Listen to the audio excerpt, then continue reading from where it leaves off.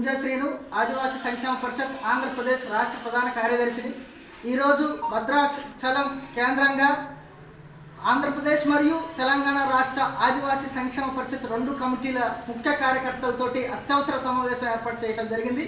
ఈ యొక్క సమావేశం ముఖ్య ఉద్దేశం ఏంటంటే, ఏదైతే నాన్ ట్రైబల్స్ వలస వచ్చినటువంటి నాన్ ట్రైబల్స్ మరి ఆదివాసీ హక్కుల్ని దోచుకునే ప్రయత్నంలో భాగంగా ఈరోజు సుప్రీంకోర్టులో సుమారు 1700 మంది పైగా ఈ 107 చట్టాన్ని సవరించాలని చెప్పేసి కేసు వేసి ఉన్నారు.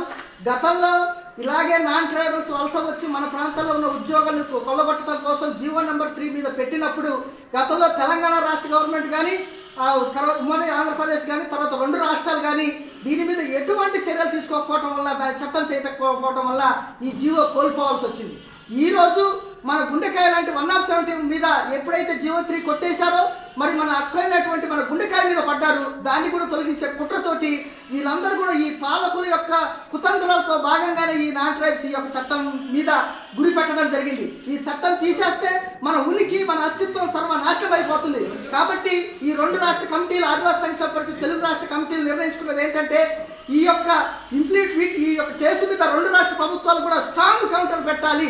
ఆదివాసుల ఉనికి అస్తిత్వం కాపాడాలంటే ఆ చట్టం ఎంతో అవసరం. అందులో ఒక చిన్న సెక్షన్ని సవరించినా కానీ ఆదివాసులకి హక్కులకి సంస్కృతికి భంగం కలుగుతుంది.